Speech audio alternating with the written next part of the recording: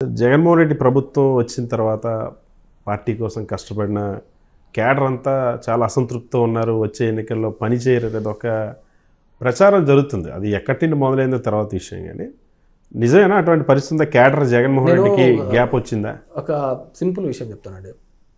అధినాయకుడు అనే వ్యక్తి అందరినీ చూసుకోలేడు. మాలాంటి ఎమ్మెల్యేలు, మాలాంటి వాళ్ళు కింద ఉన్న గ్రామ స్థాయి లీడర్లను చూసుకుంటే, ఆ గ్రామ స్థాయి లీడర్లు ఆ కింద ఉన్న వాళ్ళని చూసుకుంటూ ఉంటారు. మండల స్థాయిలో, గ్రామ స్థాయిలో, గ్రామ స్థాయిలో అట్లా it's a pyramid style of functioning ఉంటుంది.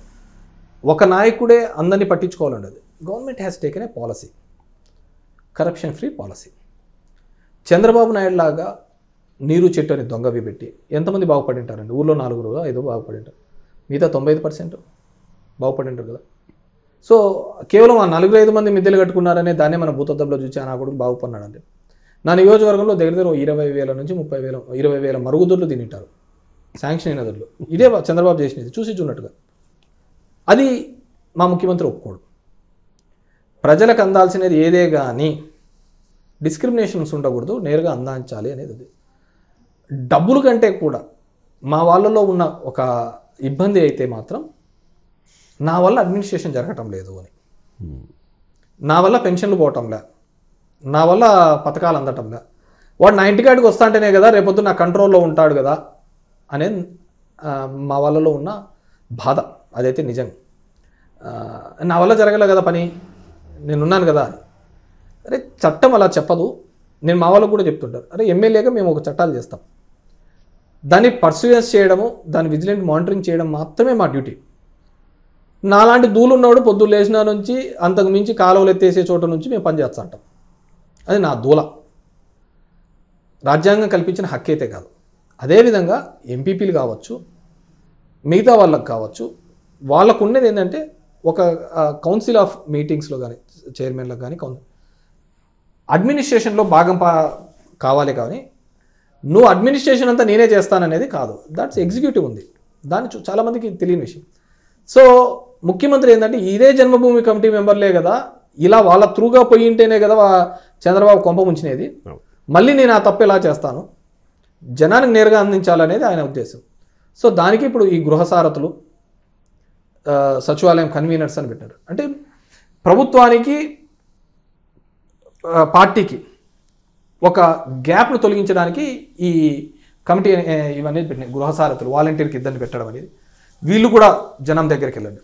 బేసిక్ అంటే డబ్బు దానికంటే కూడా చెల్లుబాటుతనం, మనిషి యొక్క ఈగో ఎక్కడ సైడ్ నా ద్వారా పోవాలా, నేను ఇవ్వాలా, నా చేతుల మీద జరగాల అనేది. దానికోసమే ఇప్పుడు సచివాలయం కన్వీనర్లు, వాలంటీర్కి ఇద్దరి, వీళ్ళ ద్వారా కూడా ఆ పార్టీకి ప్రభుత్వానికి లింక్ చేసే కార్యక్రమం చేస్తున్నారు. సరే, వచ్చే ఎలక్షన్స్లో కూడా ధర్మవరం నుండి పోటీ చేస్తారా, లేకపోతే ఏమైనా తాడిపత్రి వెళ్ళి రివెంజ్ తీర్చుకునే పాలసీ? ఎందుకు ఆల్రెడీ మా చిన్న తీర్చుకున్నాడు కదా, అయిపోయి మా ఫ్యామిలీలో ఒకటి తీర్చుకున్నారు.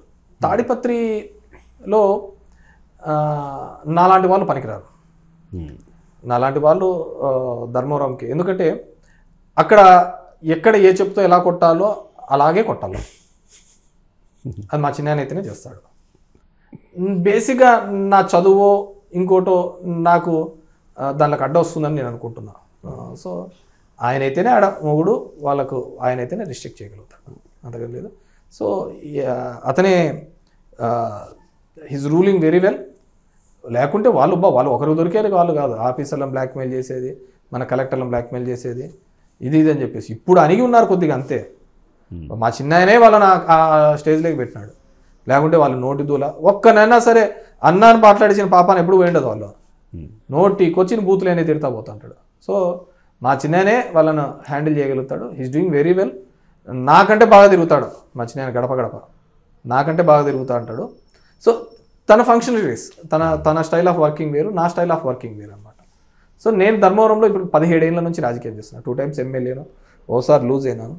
సో నేను రాజకీయాల్లో ఉన్నంత వరకు ఆ ధర్మవరంలోనే ఉండాలనేది నా ఆలోచన.